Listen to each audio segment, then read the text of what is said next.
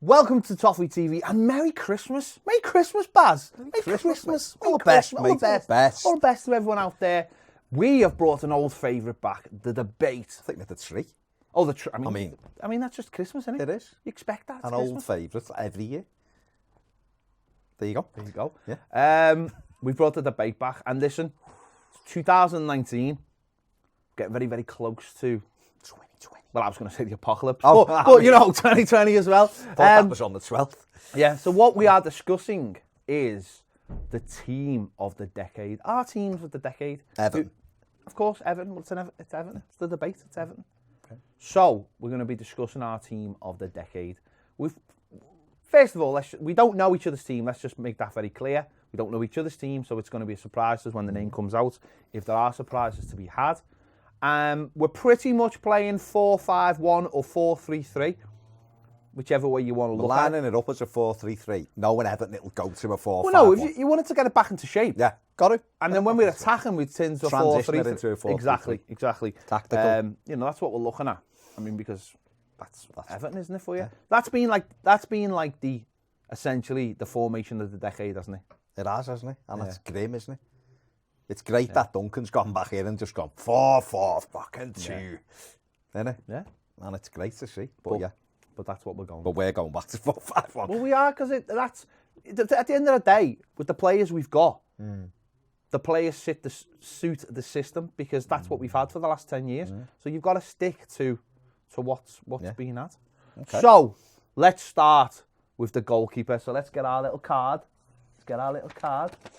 Okay, how are we doing it? So just put it down. Okay. Put it down. Okay. Just make sure it's the right way. Nice, yeah. Okay. So I'm going to lift it like that. So we're just going to lift it up and show each other, and then show the people at home. Okay. So our goalkeeper of the decade is Tim Howard. Both of us have gone for Tim Howard. I feel like we're doing the draw for like the Euros. No, it took half an hour to get to that. Yeah. And it wouldn't have made any sense. So Tim Howard. Why have you gone for Tim Howard? Good question.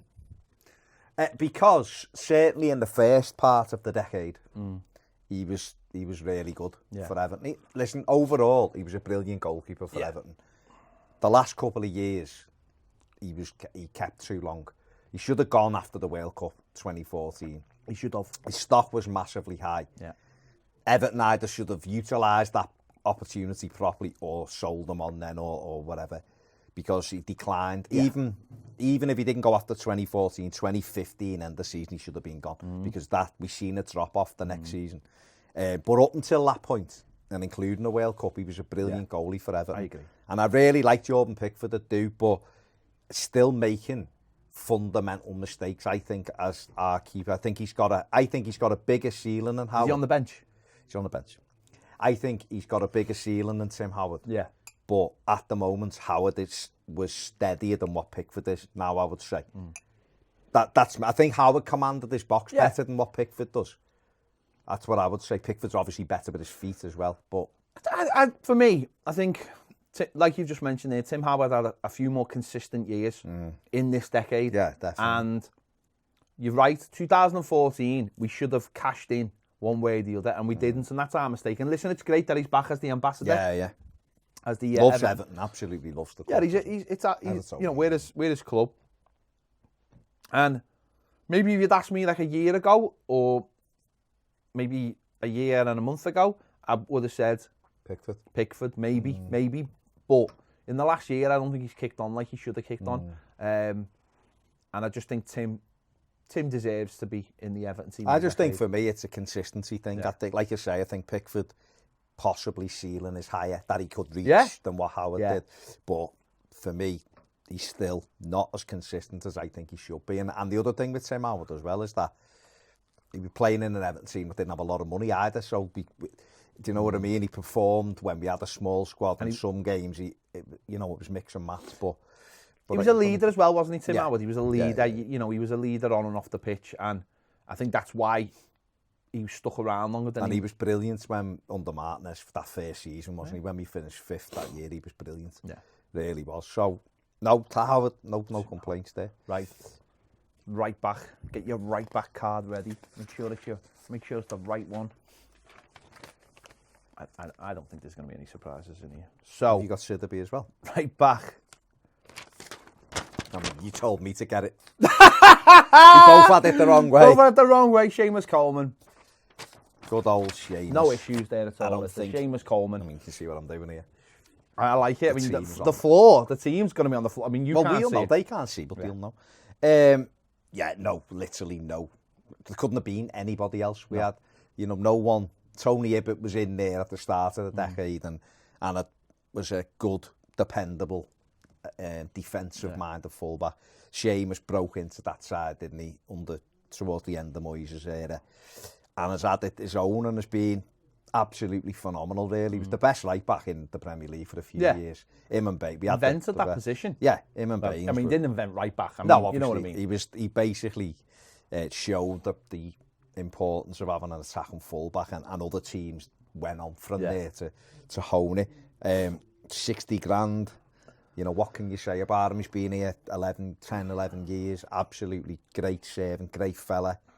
But more importantly, up until a leg break, was just a fantastic footballer for Everton Football Club. Now, he's not been quite the same since the injury, but also that's not just down to the injury. The team's changed a bit as well, and things like that. And like you've said, it's the emergence of better versions of Seamus Coleman have come, which means that the low block's popular, so your fullbacks have got to be even more skillful and things like that. But what a fullback for Everton, incredible. Yeah, and listen, the like you just mentioned there, the position's gone on to almost be right winger now, and I don't know if he's quite got the skill set to be up there and do that anymore. But as what he was when he first come into the team, and his mid-20s. Incredible. Could have had big moves. And then 26, 27, United wanted him, didn't he, every year. And he stayed at Everton, and he's an Evertonian, and he's the club captain now, and he embodies a lot about Everton. I don't always agree with everything he says, but that's fine. It's difficult. Because it's coming from the right place, though. It's difficult, though, isn't it, for someone like him, because his heart's in the right place. No, so when he's saying things like, we're not good enough and we're going to do this, he can only talk about himself, can't he? And he might, even though his performances this season in particular haven't been up to his standard, I think he's in his mind, he still wants that for Everton Football Club. And you just said it there as well, the evolvement of that position. We've seen Sidderby come into the side this season who's more like a winger. He's certainly not a defensive fullback, is he? And he's just got a better skill set than Coleman. But Coleman, for coming in, he's 30 now. He was brought back into the side recently with the ribbons. He played with painkillers and injections, and was brilliant against like United at Old Trafford and stuff. So, there's no doubt for me that. And to be honest, he's been our right back for most of that period of time. Yeah, there's no really anyone else. Holgate's had a little dabble there. John Stones had a little go there every now and again. John Joe Kenny, who may well go on to be the next right back, who knows. But Coleman, to stay at the top of your game, coming from where he come from as well, Sligo, and it didn't start great for him, and he had that injury with the toe, and he was out for a year, and Benfica away, and you were there, and he made it, and all of that. Left back, a lot of kids wouldn't have come back from him, but his strength of character to come back, and we've had the pleasure of sitting with him as well. He's a lovely fella off the pitch, so no doubt for me. No doubt. Absolutely. Right, left back. Oof, I wonder who this is going to be. Left back. Yours might be different somewhere. Well, get ready, get you do that. Is yours French? 3, 2, 1. Yeah, Leighton Baines. Leighton Baines, no doubt about it. It always was going to be Leighton Baines. As much as I love Lucas Dean, seems simply not being here long enough. And therefore, it's the consistency of Baines. And Baines, for me, I mean, I love me attacking players. As a striker, I love me forwards, but Leighton Baines is one of my favourites ever Everton players. Absolutely love the fella, and still absolutely brilliant now at 35. But what was it, £6 million from Wigan in 2007. We're in 2020 almost, and he's still in Everton's first team. He's in the squad. He's absolutely brilliant. That left foot, like a wand. Yeah, and I think it's you know, 35 and it shows he's still a backup left back, and he, you know, and the fact that you can almost just ask him to go and do a job and he'll do it for you, and he's quiet and he's calm and he's reassured, and seems to be a big character. Yeah, still, I think he's like, well, you've got Seamus who'll come out and give it. You almost feel it coming off him. With Baines, it's a little bit more reserved, but you still feel like it's still there. But he just does it a slightly different way. You know, when we beat Chelsea, Duncan Ferguson's first game as the caretaker manager, and he come on, and at the end he's got older, Duncan, and it's almost like we've been here as long as each other. Yeah. Do you know what I mean? That's for us. That's for us as much as anyone else, because we've seen all these people come and go, especially for Baines, who's kept that consistency pretty much. It's only age that's called Baines. Yeah. That's all it is. As a football, he's still fantastic. It's only age that's called him. Well, it's the position. Yeah. If it was years ago, he would still probably be half left back.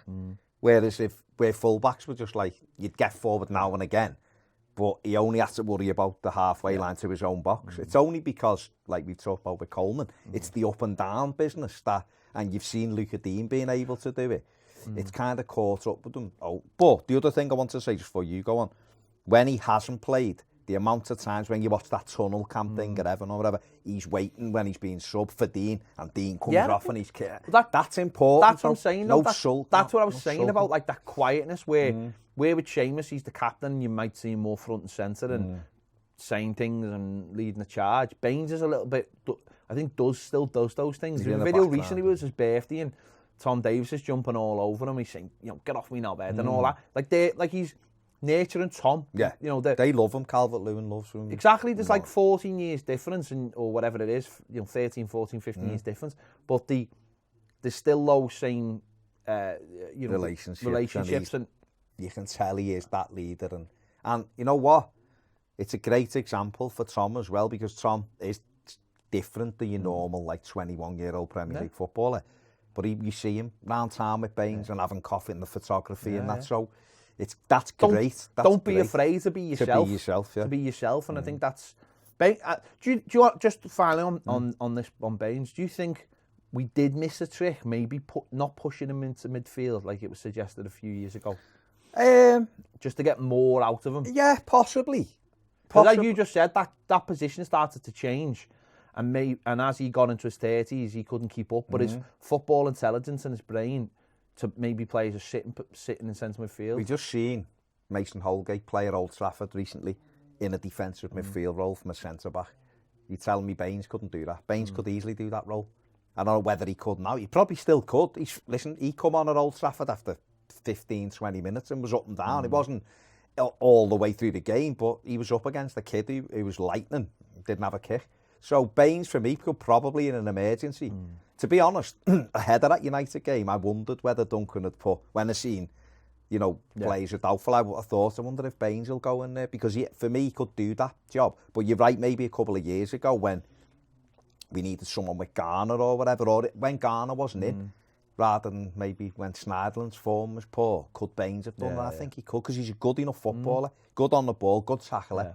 Knows the position, like knows defensive minded position. Possibly. Philip Lahm did it, didn't he? Yeah, brilliant. Well, it was something that was always muted. Right, let's go to the centre backs. Right side of centre back. Yeah. Let's get it out. Let's see what we've got. What have we got? 3, 2, 1.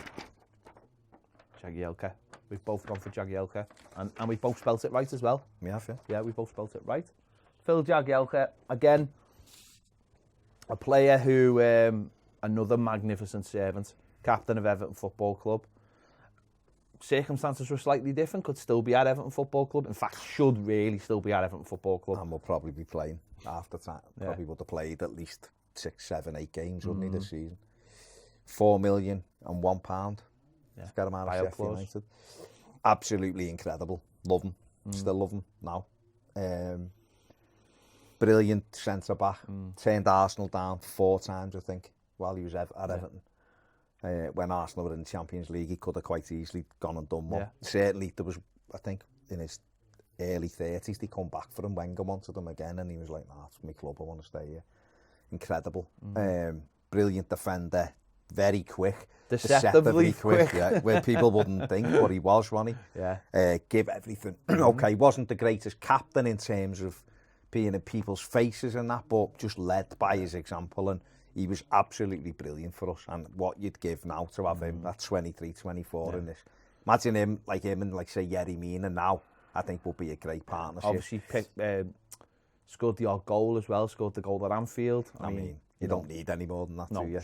Swung the peg at it and smashed it in. The winning penalty in the semi-final against United. Yeah, he had his moments. And I still maintain. Scored last season against Arsenal as well, didn't he? Scored against that, the winner. Yeah, that's what I'm saying. Yeah, he come back in, he hadn't been in the team. And well, in fact, he only knew he was playing half an hour before because Keane took ill, didn't he? But you've put me off my thing now. It'll come back. I mean, you know. But he's just brilliant. Just an Oh, all-round... sorry, what I was going to say was, in 2009, I'd still maintain if he wouldn't have got injured couple of weeks before the cup final, I think we'd have had a better chance that day. Well, that was a big thing. Obviously, he bounced, and you know, we lost him for that and broke up that partnership that we had, superb partnership, and we'll never know. But obviously, come back from that injury, and that was amazing. And it's been, you know, to be at Everton pretty much the whole decade as well, bar, you know, one season, it shows you. And he played up pretty much all the time as well, and it just shows you how good of a player he was. And, you know, you look at the players, you know, Coleman, Jagielka, Baines, and you look at Howard and the quality, how much we paid for those players, and the quality we got out of them is incredible. David Moyes, you say? Yeah, and the other thing as well, Jack, which I missed this pre-season, was how good he looked in a tan when he come back. Back to training, back with the sun. Sheffield United are getting all the benefits of that now. Bastards. Another nice fella that interviewed him as well. Down to earth. And very down to earth, you know, absolutely. Big character, great. Round Everton. Yeah. I think, depending on what he wants to do, I could see him back at Everton. Next season, maybe doing a bit of work with the kids and stuff, because it's whether he wants to do that, but I know that he was doing a little bit before he left, just, you know, some night training with the kids and stuff, just, you know, every now and again, and just to keep your hand in. But depends whether I could see him quite easily as a pundit though. Looks good, talks well, you know, good lad. So and you know, I played for England as well. Played in they played. World Cup. Played 30 odd times for England. Played a World Cup. Played in the 2014 World Cup. Yeah, because Gerrard ducked and he got the blame for Suarez scoring, if you remember. Yeah. When it was blame Everton. Even though it was other people. Yeah. But yeah, they played in the World Cup and European Championship. Again, like all these plays so far, it's at Toffee that they missed out. If we'd have won a cup with these would be legends, wouldn't you? You know, when people... Because when people talk about legends at a club, for me, you're a legend. Legend's probably too strong a word, but when people talk about club legends, they are players who've won something because they're in your history forever as won something. So when people go like Duncan Ferguson isn't a legend, he is. He played in the last Everton team to win a trophy. These would have been on that same thing had they won. And you know, I think to me that's the most frustrating bit now. Is that the amount of money we've got, we could have won something if that money would have been them. But what a set of play. Yeah, well, what? Howard was 3 million, 60 grand. So 13 million or something for 4. Absolutely incredible. Right, let's move on. You could have had them for a new man, yes. Yeah. Let's move on to the left centre-back. This will be interesting. I think, maybe. 3, 2, 1. Sylvain Distin, baby. Again. Another one. What a player. 5 million quid. Listen, wasn't perfect. Made his mistakes, but always stood up when he'd made the mistakes. We all know what happened in the semi-final. 2012, the back pass. We all know. But he held his hands up. When people were having a go on Twitter, he said, tell me what your seat is. I'll come and find you after the game. And they weren't there. When we first got him, I wasn't really enamoured with him. I always thought he had a mistake in him.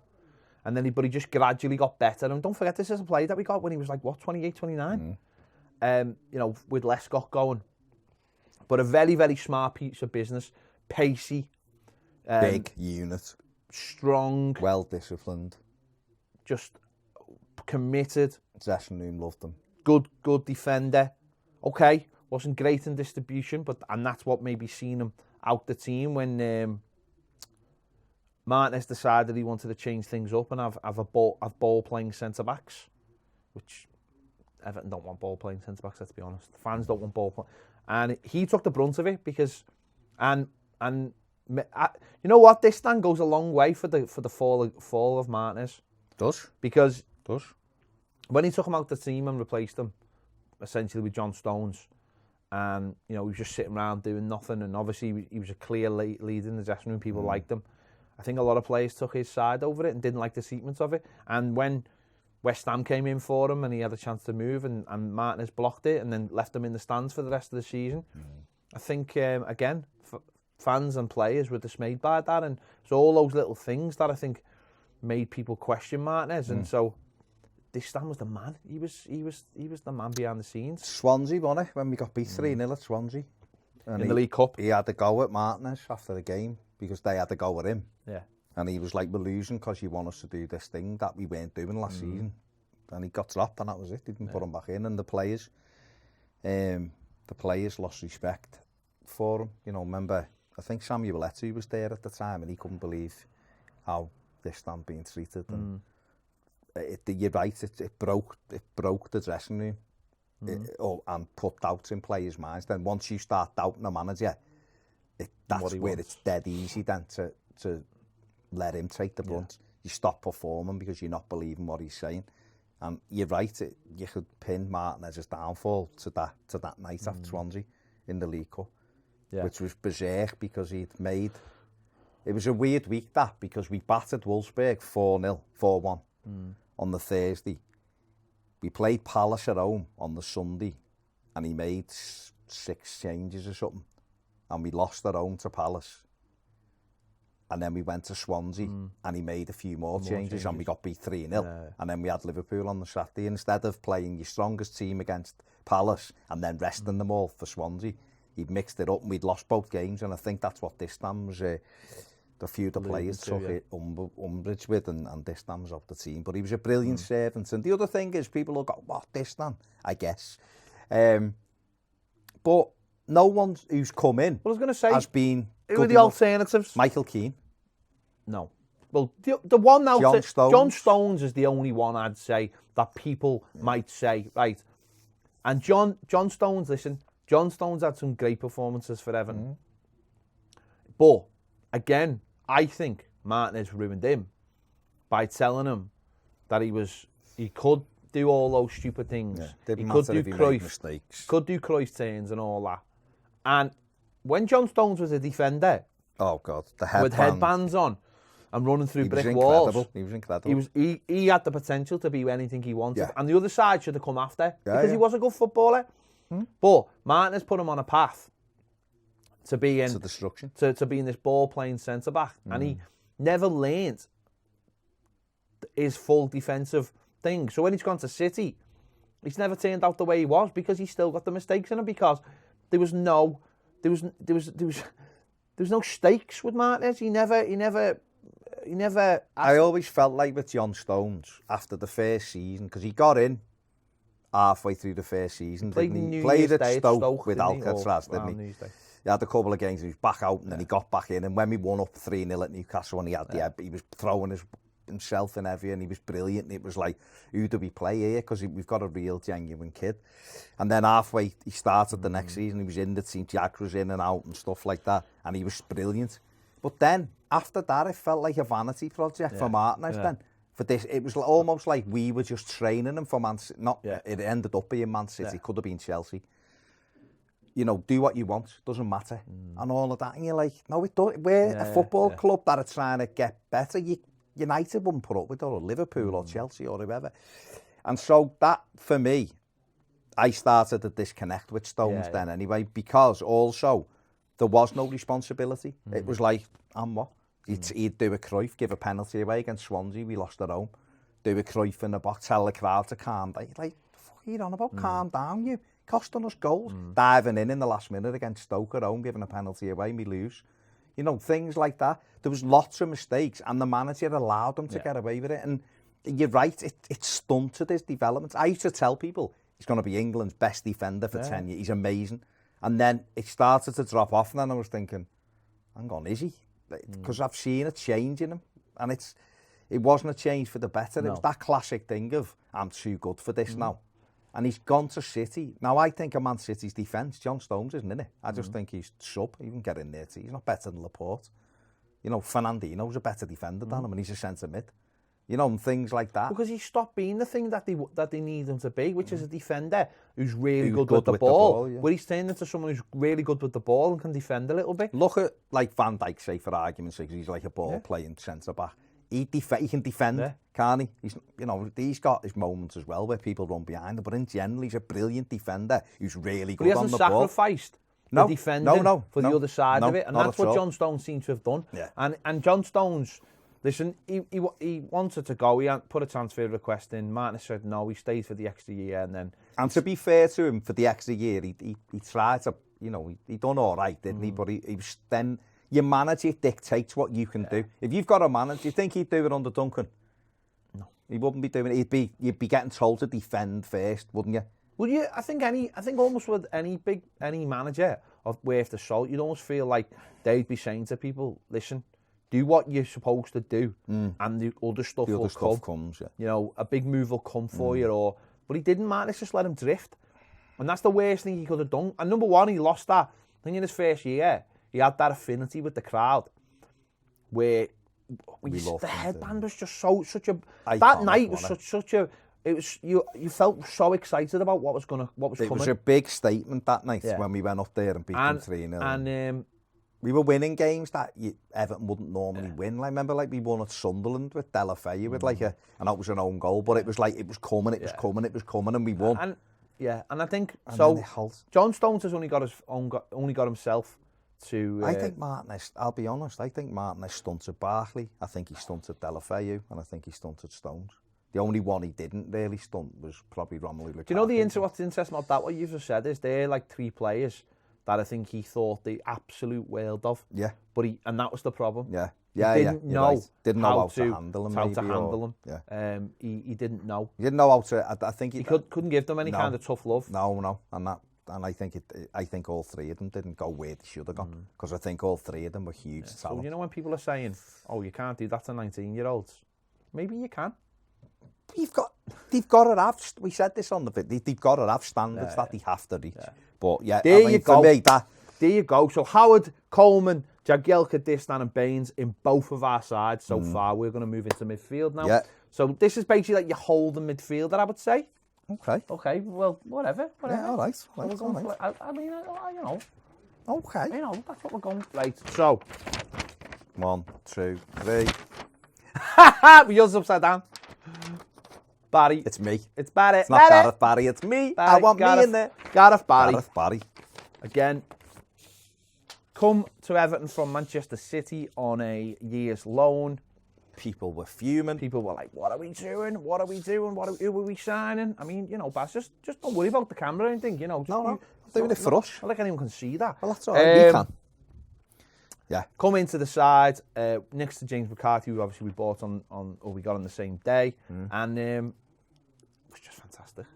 Came in and it was his first game when he got the blocking against Chelsea. Yeah. Got the blocking against Chelsea. Saved the certain goal from that too, moment. It was just like Big Sammy. Yeah, there was a moment from that moment. It was just like, yeah, we like this fella. We like this fella. And for what was he at the club for? 3 seasons. 3 seasons. 3 seasons was absolutely a model professional. Ironically, he went to West Brom and become a bit less of a model professional. Keep your taxis away from him. But he was brilliant, and he was at that age where he was just everything was just class. Yeah, everything was just class. He knew exactly what his limitations were. You know, he knew how. And that first season, he was getting back into jogging into left back when Baines was going up the pitch and McCarthy was going into right back, and he just most appearances in the Premier League, wasn't he? Didn't he break that record eventually at West Brom? He was brilliant for us. The only occasionally he'd get caught out and he couldn't get back, which was again the manager should have been dealing with that and going, listen, don't go so far. But what a footballer! He come in, just everything about him was just absolute class. Left foot was brilliant. He was clever through, playing balls forward. brilliant. Just them clever fouls where he just took them, you know, when he was out of position.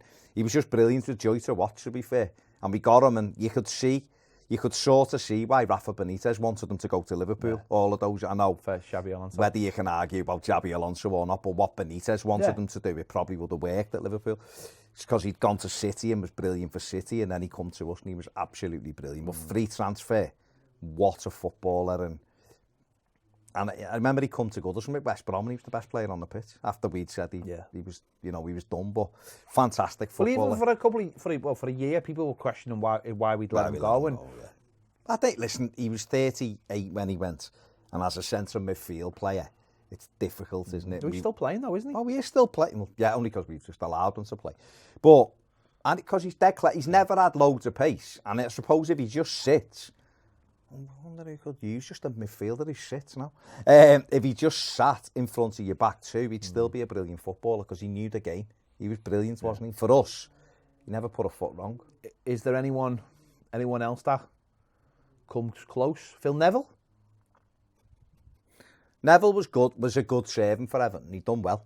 Yeah. He'd done very well. And again, it's like all of these players, and it's a common theme with Everton.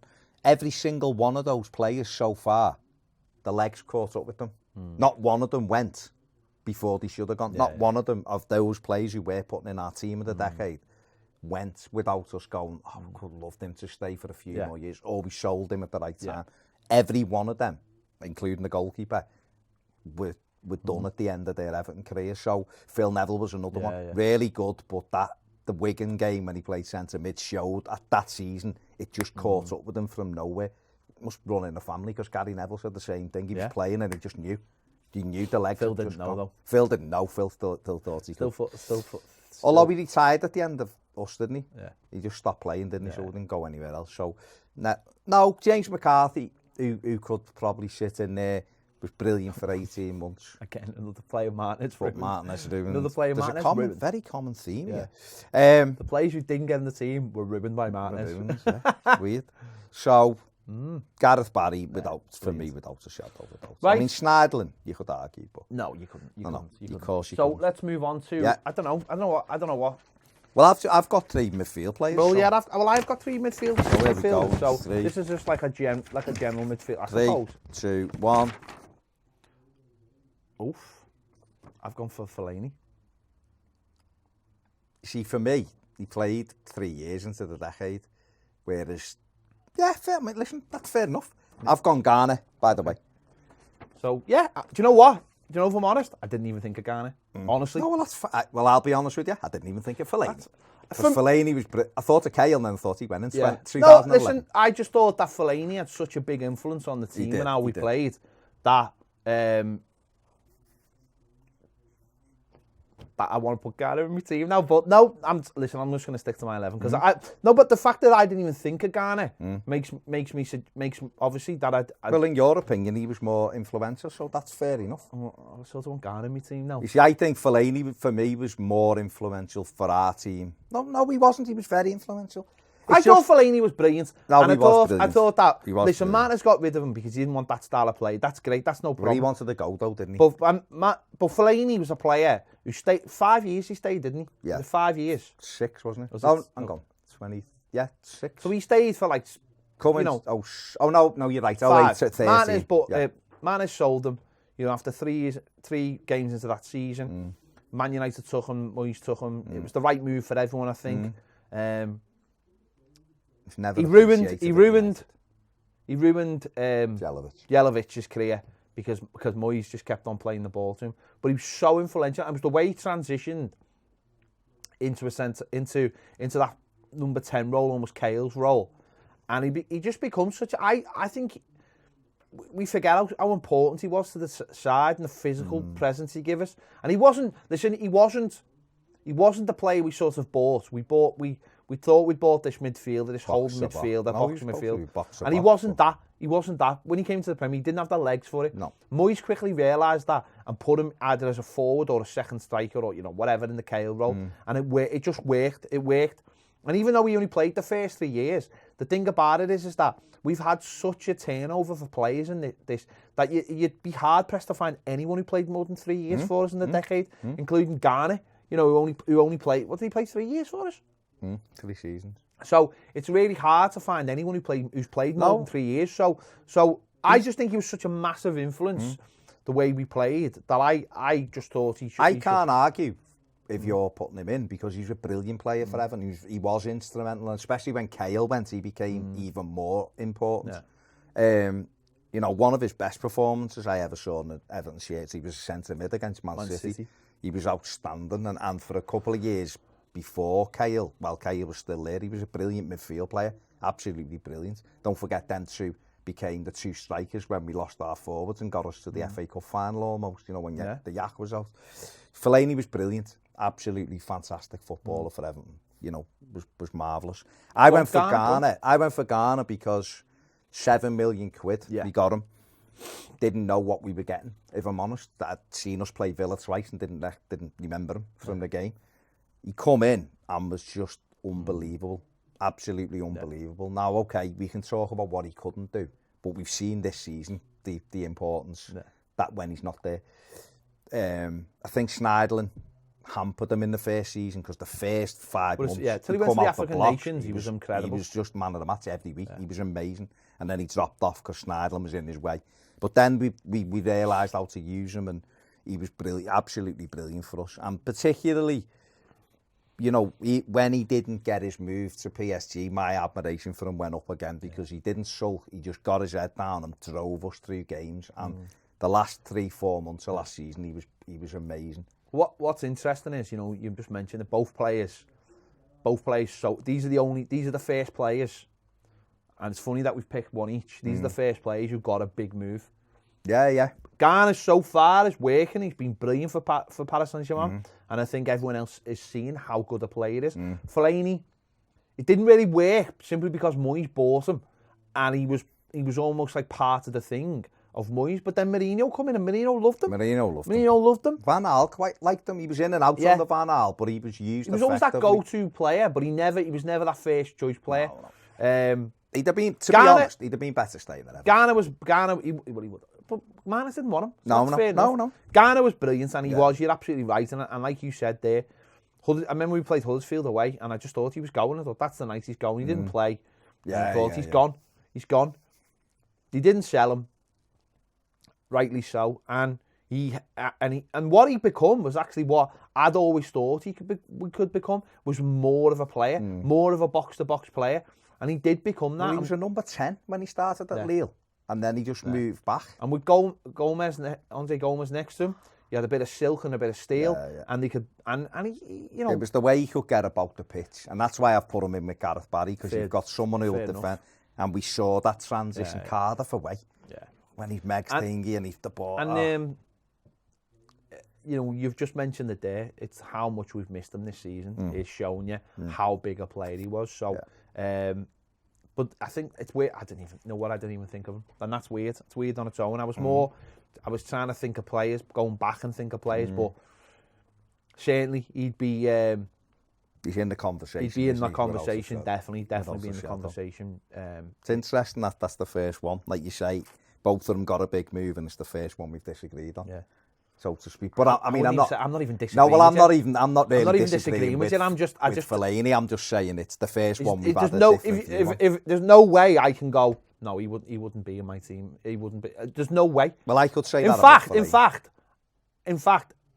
I could see both of them being in there, and my next one missing out. I could see my next one missing out. So maybe let's go to the next one. Maybe that's the compromise we'll make if we make the combined 11.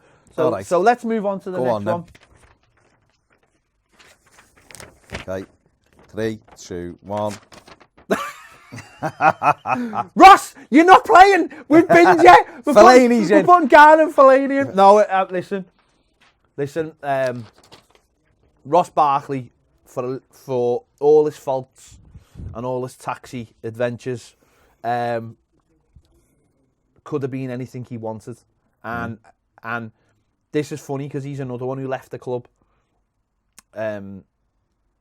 Seeking something, but never really went with the tools that people thought he had. No, and the most important tool is he don't think he's got the brain to play When I say the brain, I don't mean... What I mean is by that, I'm talking about the football brain. I don't think he ever quite developed. But because, again, the person in charge... When Moyes was in charge of him, Moyes was tough love. He brought him in and he made mistakes. He went, no, you're going on loan and I'm going to develop you. And then Martinez come in and Martinez couldn't help himself. First game, Norwich, he scores. It was a great goal. But rightly or wrongly, Martinez just allowed him to do whatever he wanted. And I don't think they ever nailed him down to... I mean, we all remember his goal at Newcastle. It was fantastic. But I don't think he ever plotted a course for him to make him better, to hone those natural skills that he had to become a top player, and also hone the football intelligence, playing off the cuff too much and not realising. And now he's 26, playing for Chelsea, and he's in and out the side, and he's been replaced by Pulisic, who you can see the football intelligence and knows where the movement is and just doesn't just do things. And that's the thing that's let Ross down. I think it's that no one understood that maybe he wasn't the sharpest player, and it was all football. Because we used to watch him, and the amount of times he'd pick up the ball and run with it, and then his final ball would always let him down by it'd be a yard short or whatever, or over hit. And that's where fans used to go, oh, you know what? If you just add a little bit more on that. But then the amount of times we've seen him play those, when he played just behind behind Lukaku in the first season, and how it all worked and how brilliant it was. And when he played on the right. When he played on the right with Seamus, and it was actually Seamus getting injured that curtailed that position when he was coming in off the right, and then Seamus would go around the side, and Seamus got it. And I remember going into the Merseyside derby, and Seamus had been injured, I think, the few days before, and I was excited to see Ross play in that position, and he played with who played instead of him? It was the thingy, the one when he beat us 3-1. Yeah, who played? Was it Anfield? Yeah, who played right back instead? I don't know, Pennington played, didn't he? Yeah, Pennington played. So, but whoever it was couldn't get up and down. Yeah. And Ross ended up, he didn't have a good game. And for me, it is that, again, like John Stones, but even though he's in the team, it is that if maybe you'd had a different manager at those early stages. I mean, don't get me wrong, Martinez set him up to be a good player, but didn't follow it through. Remember interviewing him, he asked him who's the best player in the world, and he said, Messi, Ronaldo, Ross Barkley. And it was like, okay. He obviously believes so much in him, but there wasn't that. He couldn't hone it. The thing is, you've got to give, he's still in the team. When players are developing, you've got to give them that that tactical awareness as well, about what your position is. And I just think he let Ross do everything off the cuff. So if you're doing everything off the cuff, it's just what happens to you. Do you know what I mean? No one's teaching you going, well, look at this run, look at that run. You've got to study the game as well. Because some players naturally will see things and just go bump and you're in, and you can't teach that like Messi. You couldn't sit down with Lionel Messi and teach him stuff. Do you know what I mean? He could himself, because he'll know what he does do wrong and he doesn't. Or technical staff might go, make these runs, and he'll put that in. But a lot of his thing is natural ability. Ross has got a lot of natural ability, but doesn't have the awareness. And I think if you just allow someone, like Stones, if you allow him to do whatever without giving him any responsibility and going, you have to do this job as well as that. And that's what Koeman kind of did. Yeah. But Koeman was too aloof and too... Koeman was too harsh on him. Yeah. At first, it was like, I remember us going, this is exactly what he needs, someone to kick his ass. But Koeman then drove a wedge between Barkley and Everton. You know, Ross, I know lads who know him, and he was signing. He was like Lukaku, he was signing a new contract. And Koeman was like, hang on a sec, we need to do this, and then the wedge, then he started balling him out in the media, blaming him, and then all of a sudden you've got someone in your ear going, this fella doesn't like you. I think where Koeman got it wrong was, I think it's all right to do that, but you need someone else in your coaching staff to go, come here, mate, I'll put him in that. Need a buffer. And maybe they didn't have that. Maybe there was no one at the club at the time, maybe, or whatever, to go over to him and go. And Ross... Well, he done the same with Tom Davis. Yeah, Ross took things to heart when you seen that at Wembley, in the semi-final and stuff. So, yeah. But I still think since he's gone, we've never been able to replace him. No, we haven't, and that's the bigger thing, isn't it? Transitioning with the ball, breaking the ball from our half into their half and playing Romin or whatever. If we had him now, with some of the players, we've got to be brilliant. Because we have, you know, Gylfi, Sigurdsson, who replaced them, has never done what Barkley done. All right, Barkley didn't do what Gylfi done, was banging all kinds of worldies in regularly. But Ross done a hell of a lot more work than what Sigurdsson does in any game, because he was in the game. It's just that, maybe if he would have had Gylfi's brain, maybe he would be the player he could, because physically the stature of him is amazing, but gets in that team. It's interesting. Right, let's move to the right side. This will be controversial. The right side. Me. I'm interested to see who you've gone with. Okay, 3, 2, 1. And yours have slid down. So you've gone with Deulofeu, I've gone with Richarlison. Okay. Go on then, Deulofeu. Basically, with Deulofeu, again, another one Martin has ruined, but I haven't seen anyone in this decade play on our right-hand side as good as what he was in his 2 spells when he was on form. At his best, yeah. The Lukaku, you know, when he was here and when he first came and he got into the team, he was breathtaking at times. You know, think of the derby, the 3-3 at home, and he come on and Liverpool couldn't live with him. And I remember Stoke at home, he went on about 4 and he was just incredible. And then he got an injury, he was out for a bit and got back in, but again, then Cardiff at home, brilliant goal, and doing things that we haven't seen us do. Playing those balls through to Lukaku from nowhere. He was key. He had something like he had some mad assists by Christmas one year, and Martinez dropped them. The second year, I think, when he come back, rather. I'm sure he had something like 9 assists by Christmas, and he took him out the team. So he was devastating at times for us, Deulofeu. Absolutely devastating. And I don't think we've had anybody who's played that position. As Walcott's had a couple of good games and fell away. Morales in the decade would have 5, 6, 7, and then it'd get injured or it'd fall away. And I don't think anybody give us what Gerard Deulofeu give us in that position. Richarlison, but again, he's another one who's only played 10, 15 games maybe out there. And I understand why you've thingied him, and it'll be interesting the other side. But for me, for an exciting player in a decade when no one's nailed that position down, that's why I went for Deulofeu. I was thinking of Deulofeu, and I do understand why you've put him in the team, because you're right.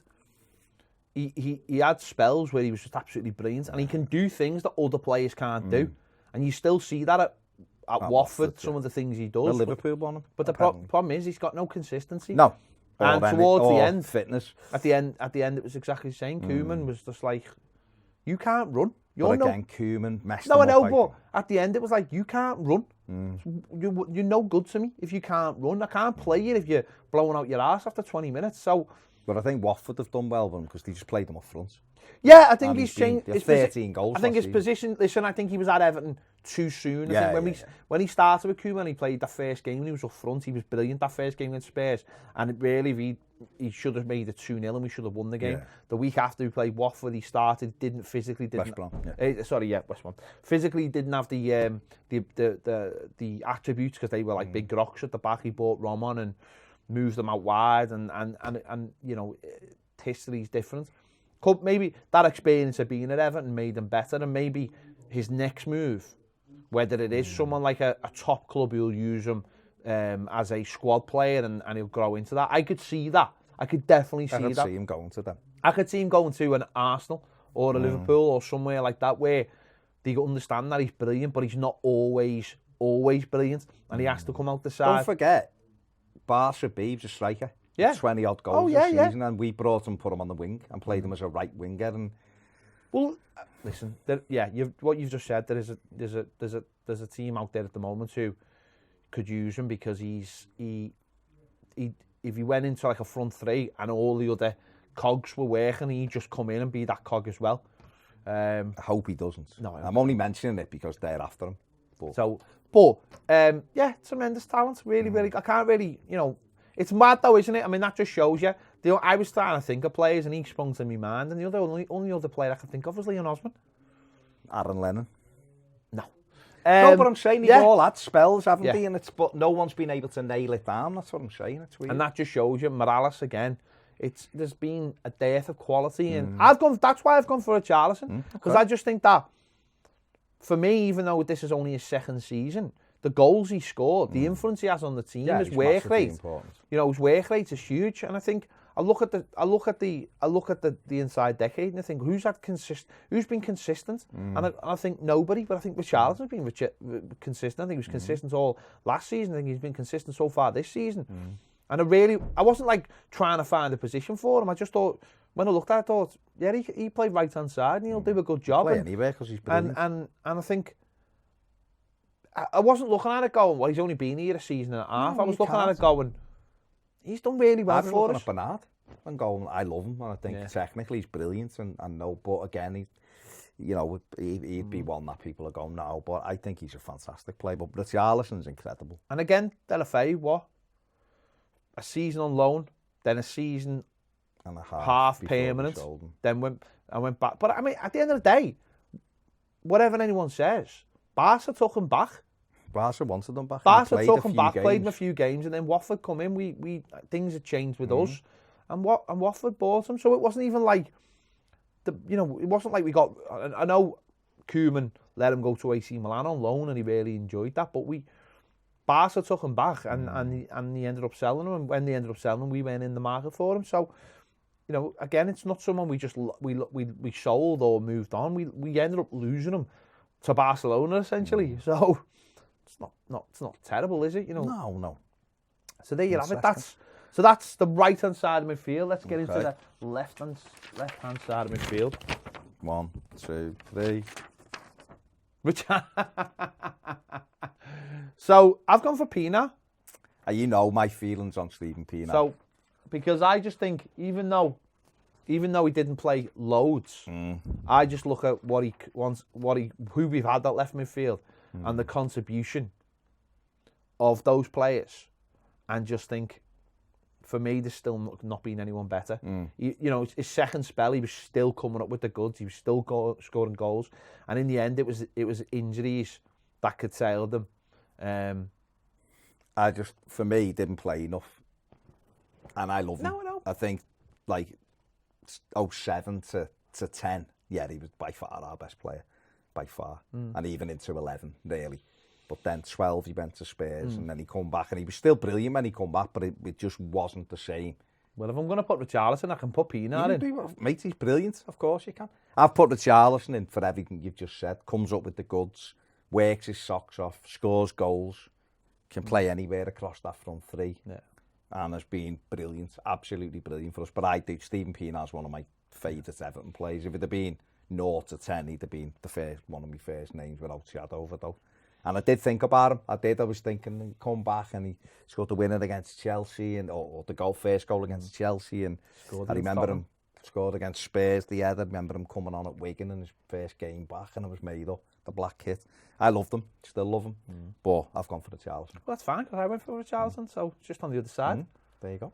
So could be, I suppose, he's probably anyone else on the left? Aidan McGeady, Bernard, Morales. Again, the thing about it is, though, I tell you what, though, there is a question about.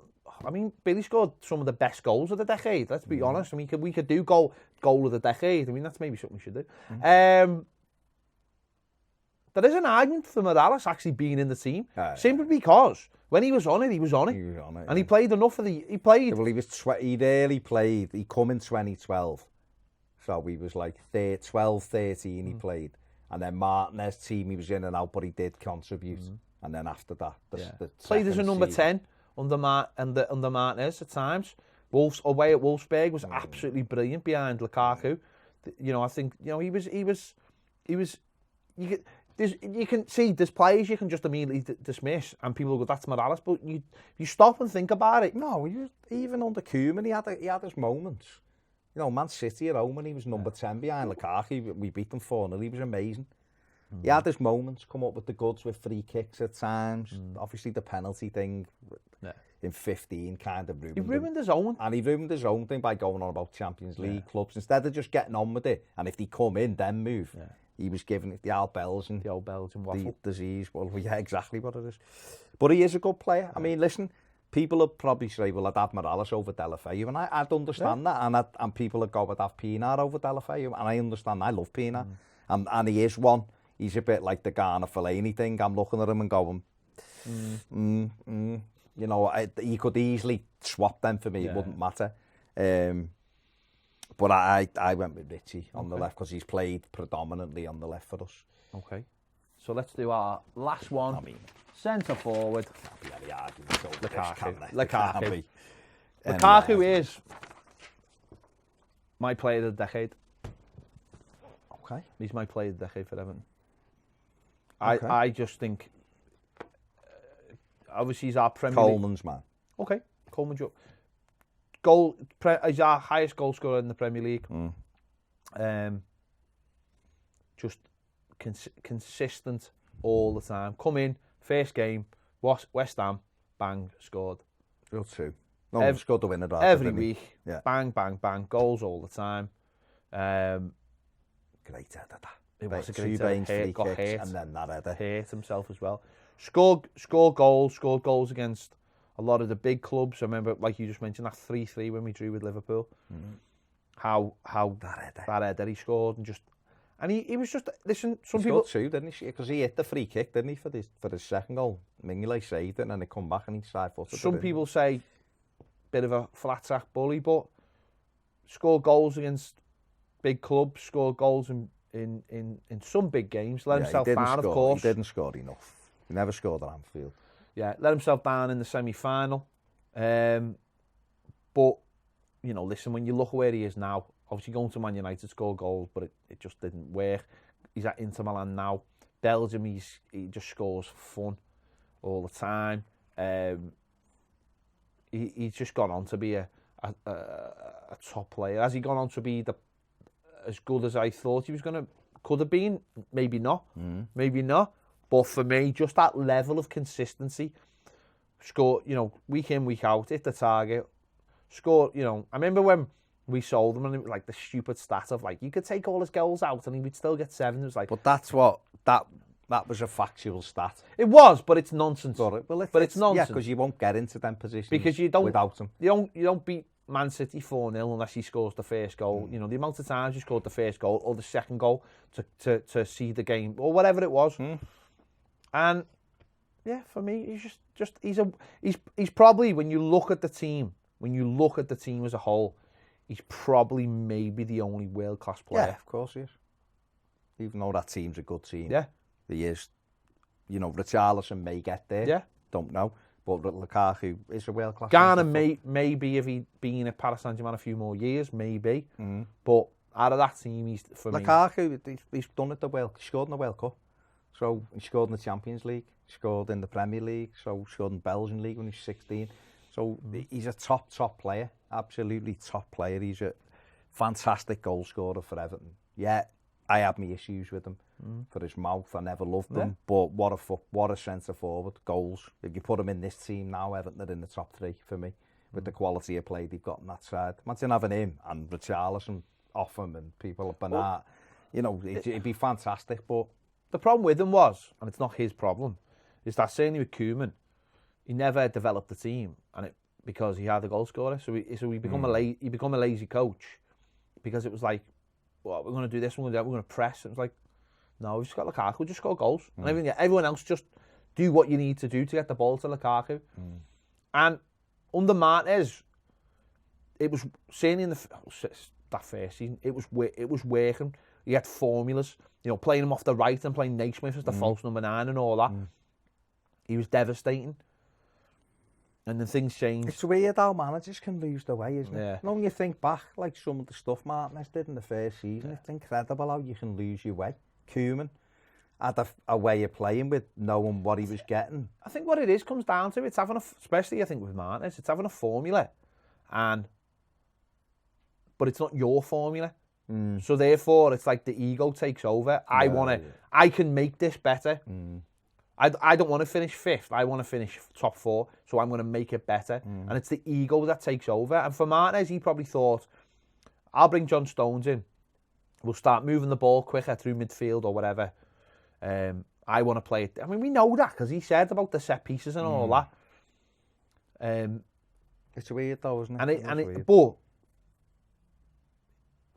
And then on the flip side, you've got Koeman, who had an idea of how he wanted to play, but then got Lukaku scoring goals and just sort of went, no, we'll just do this. And it's only really Moyes who's had that consistency of I've got a way of playing and I'm sticking to it. And there'll be ups and downs, but I'm sticking to that. Well, I mean, Liverpool, Man City, the best coaches have their own way of playing and stick with it, don't they? They know how to do it and they keep it. Martin has stumbled upon it. Koeman came and was a lazy coach, like you said, and you know, maybe if he would have had Ron the second season, we'd have been fine with all them new signings because we'd have had someone at the top end of the pitch who put the ball in the net. So it probably would have bought class and time and Rooney and this, that and the other, do you know what I mean? And maybe that would have worked out better, but he didn't. He lost, you know, when Ron went out the door, we lost guaranteed 20 goals a season and we've not been able to replace it. Richarlison's the closest we've had, which was 15 last season or 14, whatever.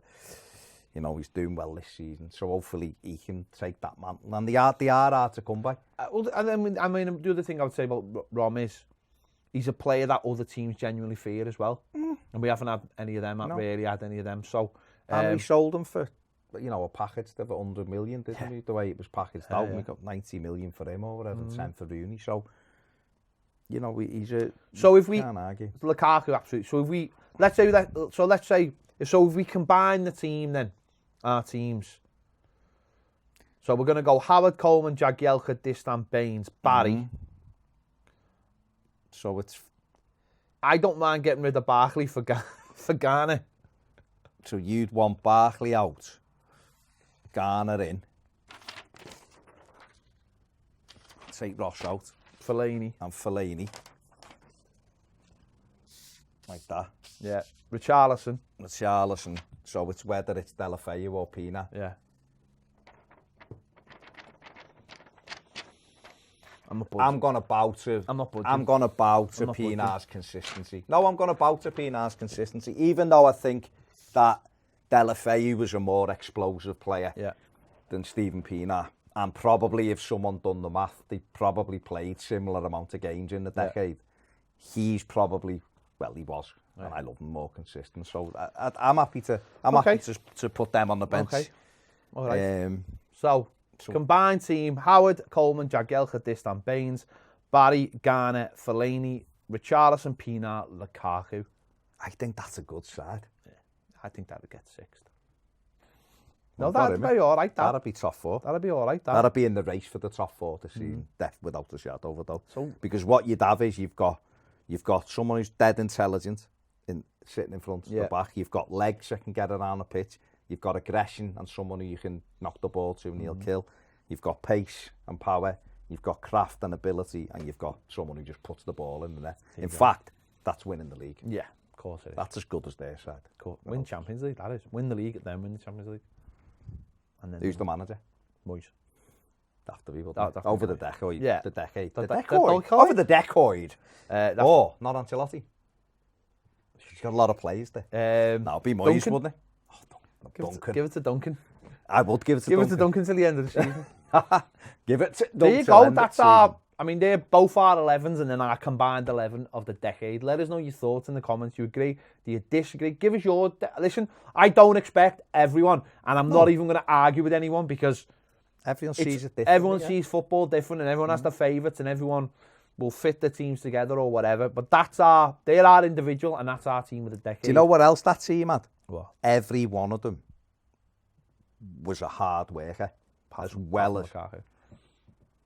I seen hard work and score goals. That day when we got beat at home by Stoke was one of the best performances I've seen from an Everton centre forward. No, he scored two. He was everywhere, and you could see him on the halfway line going, "What?" Yeah, I had no problem loving Lukaku. No, you loved him. I had no problem loving him. I appreciated how good he was, but love him isn't what I felt for him. You should love him now, though. I'd have him back every day. I mean, if he came, you'd have to. First thing you have to do is walk over and go sorry. Put your hands on him. I wouldn't say sorry. No, you would. No, you would. No, sorry for not loving him. Not loving him. I'd say, well, okay, you keep this shut, and I'll give you this. It's a fair trade. But that is a good side. I'm happy with that side. There'll be people like you say who will differ, and that's fine. Tell us why you differ. Tell us why you don't think. Isn't it interesting though? That is like the back four, the back five is all Moises. The defence, yeah. The whole and Pienaar and Fellaini. So 7 of our team of the decade is Moises. Yeah. Moises. 2 are Martinez's. No, sorry, 1's Martinez. 2 are Martinez. Barry and Lukaku. Yeah, and 2 are 1 Koeman, 1 Silva. Yeah. Interesting. Let us know. And they're probably... No, I still rather have Silva than Koeman every day of the week. I mean, you wanted Allardyce's men in, but we couldn't fit them in. Yeah, Tosin. 50 million quid. Tosin's not and he couldn't get in our team. Tosin's not even on the bench. Why do you keep on saying Decoid? Decoid? Team of the decade. It was completely something else. Yeah. There you go. Let us know your thoughts in the comments. Let us know your team of the decade. Let us know. Merry Christmas to all of you. Merry Christmas. See you soon on Toffee TV. So 1 and all.